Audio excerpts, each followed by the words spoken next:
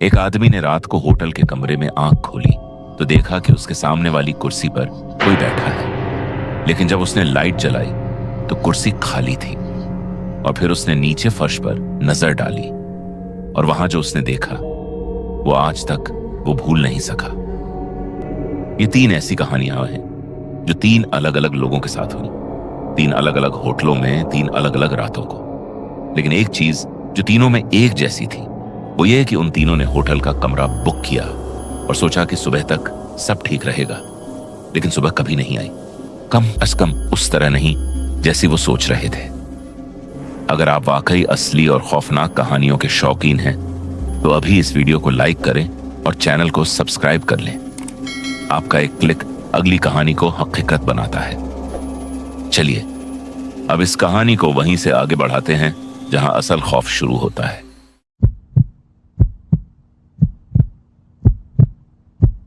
राजस्थान के एक छोटे से शहर जोधपुर में एक पुरानी गली के अंदर एक होटल है जिसका नाम है ब्लू हेवन गेस्ट हाउस।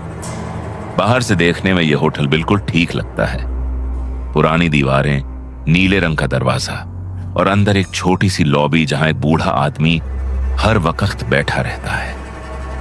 इस होटल में एक रात आया था रमेश कुमार। रमेश अकेला आदमी था, कोई 30-35 साल का, कारोबारी काम से जोधपुर आया था।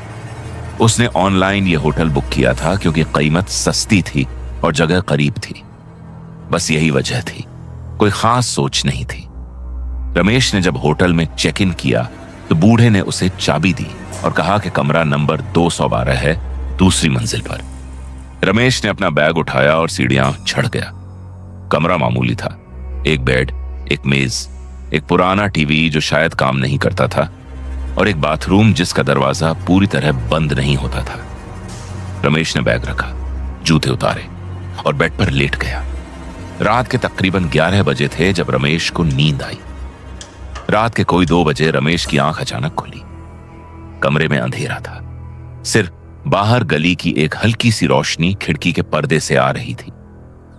रमेश ने पहले सोचा कि शायद बाहर कोई आवाज आई होगी जिससे नींद टूटी, लेकिन आवाज कुछ नहीं थी, बिल्कुल खामोशी थी, ऐसी खामोशी जो कानों में दर्द करे। रमेश ने करवट ली और फिर सोने की कोशिश की, लेकिन फिर उसे कुछ महसूस हुआ। कमरे में ठंडक थी, लेकिन वो ठंडक जो बाहर की हवा से आती है ऐसी नहीं थी। ये एक अजीब किस्म की ठंडक थी, ऐसे जैसे कमरे के अंदर ही कहीं से आ रही हो।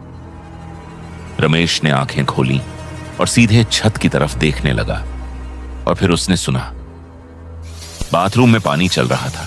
रमेश का दिल एक लम्हे को रुक गया। उसने सोने से पहले बाथरूम इस्तेमाल किया था, लेकिन पानी बंद किया था। उसे याद था। उसने सोचा शायद नल ठीक से बंद नहीं हुआ, रिसने वाला नल होगा।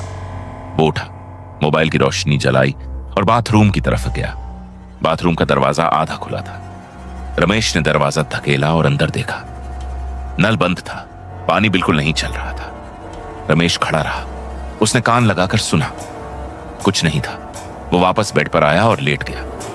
5 मिनट नहीं गुजरे कि फिर वही आवाज आई, पानी चलने की आवाज। लेकिन अब सिर्फ आवाज नहीं थी, कुछ और भी था। बाथरूम में हल्की सी हंसने की आवाज, बच्चे की हंसी। रमेश फौरन उठ बैठा, उसका पूरा बदन ठंडा हो गया।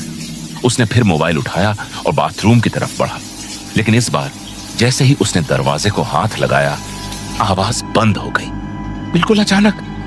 रमेश ने अंदर झांका, कुछ नहीं था, सिर्फ खाली बाथरूम, लेकिन फर्श पर पानी था, ताजा पानी, जैसे अभी अभी कोई नहा कर गया हो।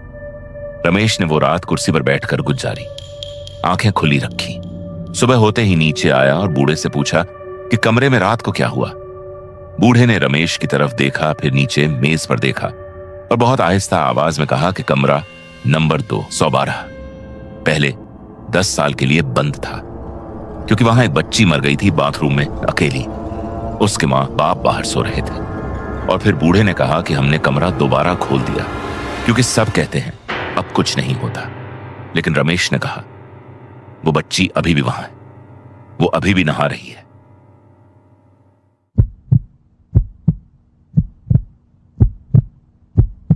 ये कहानी है प्रिया शर्मा की, जो पुणे से गोवा गई थी अपनी 2 सहेलियों के साथ। 3 लड़कियां 3 दिन और एक बजट होटल जो उन्होंने बहुत सस्ते में ऑनलाइन बुक किया था।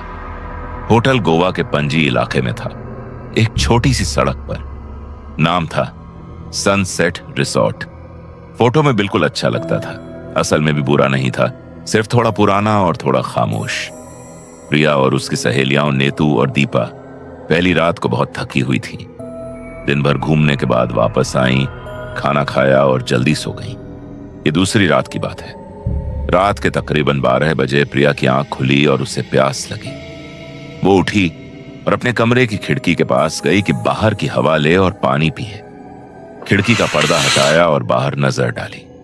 उनका कमरा दूसरी मंजिल पर था और सामने एक और विंग के कमरे थे, यानी अगर सामने वाले कमरे में रोशनी हो तो प्रिया को दिख सकता था। प्रिया ने सामने देखा तो सामने वाले कमरे में, जो बिल्कुल उसी सतह पर था, रोशनी थी और खिड़की पर एक आदमी खड़ा था। प्रिया ने पहले कुछ नहीं सोचा, कोई और मेहमान होगा ये सोचकर वो पानी पीने लगी। लेकिन जब उसने दोबारा नजर उठाई तो आदमी अभी भी वहीं था और वो प्रिया को देख रहा था। प्रिया को थोड़ा अजीब लगा, लेकिन उसने पर्दा गिराया और वापस सो गई। अगली सुबह प्रिया ने नेतू को बताया। नेतू ने कहा कि यह तो कुछ नहीं, होटल में और लोग भी रहते हैं। तीसरी रात को, आखिरी रात, प्रिया को फिर आंख खुली। इस बार रात के 1:30 बजे उसने फिर खिड़की का पर्दा हटाया और सामने देखा। सामने वाले कमरे में फिर वही आदमी खड़ा, उसी जगह, उसी तरह। और अब प्रिया को उसका चेहरा थोड़ा साफ दिख रहा था। प्रिया ने उसे 1 मिनट तक देखा और फिर उसके जहन में ख्याल आया जिसने उसे हिलाकर रख दिया। वो आदमी सिर्फ खड़ा नहीं था, उसके हाथ में कुछ था, एक कागज, और उस कागज पर लिखा था कुछ। प्रिया ने आंखें तंग करके पढ़ने की कोशिश की और उसने पढ़ा, तुम दोनों सो रही हो, अकेली क्यों हो? प्रिया का दिल जोर से धड़कने लगा। उसने फौरन दीपा को जगाया और नेतू को जगाया। तीनों ने मिलकर दोबारा खिड़की से देखा। सामने वाले कमरे की रोशनी बंद हो गई थी। अगली सुबह प्रिया ने होटल रिसेप्शन पर जाकर पूछा कि सामने वाले विंग में रात को कौन रह रहा था। रिसेप्शन पर एक लड़की थी। उसने कंप्यूटर पर चेक किया और कहा, सामने वाला विंग 3 महीनों से बंद है, वहां बिजली का कनेक्शन कटा हुआ है, रिनोवेशन के लिए।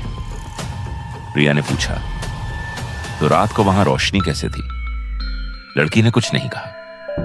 प्रिया आज तक नहीं जानती कि वो कागज उसने वाकई पढ़ा था या उसका जहन उसे दिखा रहा था।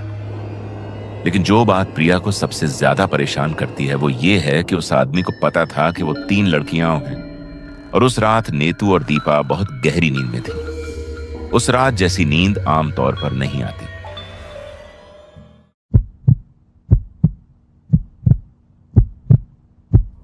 ये तीसरी कहानी सबसे मुख्तलिफ है और शायद सबसे ज्यादा तकलीफदेह भी। ये कहानी है अर्जुन मल्होत्रा की, जो दिल्ली का रहने वाला था और कारोबारी सिलसिले में लखनऊ गया था।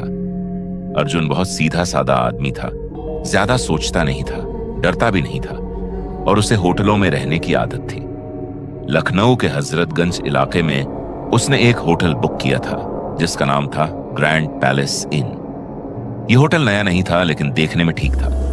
अर्जुन ने शाम को चेक इन किया, कमरा नंबर 107 लिया और अपना काम निपटाने के बाद रात को वापस आया। कमरा मामूली था, एक बेड, एक अलमारी, एक टीवी, एक मेज और कुर्सी, सब कुछ ठीक था। अर्जुन ने कमरे में आते ही एक चीज नोट की। मेज पर एक डायरी रखी थी।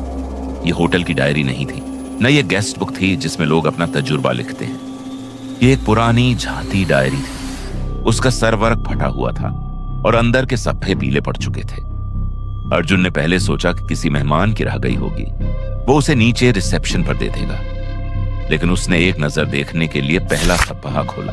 उस पर लिखा था, मैंने आज फैसला कर लिया है। अर्जुन ने अगला सफ़ा पलटा। लिखा था, कल तक सब खत्म हो जाएगा।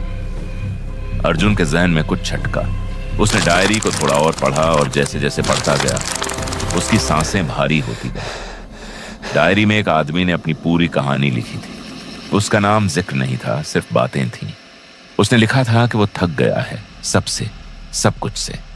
उसने लिखा था कि उसने ये होटल का कमरा बुक किया है और यहां से कहीं नहीं जाएगा। आखिरी सफ़े पर सिर्फ एक लाइन थी, अगर कोई ये पढ़ रहा है तो वो मेरे बाद यहां आया है। अर्जुन ने डायरी बंद की और फौरन बाहर निकल गया। नीचे रिसेप्शन पर आया और डायरी काउंटर पर रख दी और बताया कि कमरे में ये मिली थी। रिसेप्शन पर एक उम्र रसीदा आदमी था। उसने डायरी उठाई, एक नजर देखी और अर्जुन की तरफ देखकर आहिस्ता से बोला, यह कमरा नंबर 107 से मिली है? अर्जुन ने कहा, हाँ। वो आदमी चुप हो गया। फिर उसने कहा, ये डायरी हम पहले भी 5 बार हटा चुके हैं उस कमरे से। हर बार अगले मेहमान को वहां मिलती है। हम समझ नहीं पा रहे कि ये वापस कैसे आती। अर्जुन ने कहा, इसका मतलब है उसने वाकई उस कमरे में। बूढ़े ने कोई जवाब नहीं दिया, सिर्फ डायरी वापस अलमारी में रख दी। अर्जुन ने उस रात होटल छोड़ दिया, किसी और जगह गया। लेकिन अगली सुबह जब वो अपने बैग से सामान निकाल रहा था तो उसके बैग के अंदर सब सामान के नीचे वो डायरी थी, पुरानी, पीली, फटे सरवरक वाली, और उस पर आखिरी सफा खुला हुआ था जहां लिखा था, अगर कोई पढ़ रहा है तो वो मेरे बाद यहां आया है। अगर ये कहानी आपको आखिर तक बांधे रख सकी है तो अभी सब्सक्राइब करें, क्योंकि अगली वीडियो पहले से ज्यादा खौफनाक है। बेल आइकन दबाना मत भूलिए। अगली बार तक महफूज रहिए और याद रखिए, अगली बार जब आप किसी होटल के कमरे में रखी कोई चीज देखें तो सोचिए कि वो कौन छोड़कर गया था और क्यों वो वापस आई है।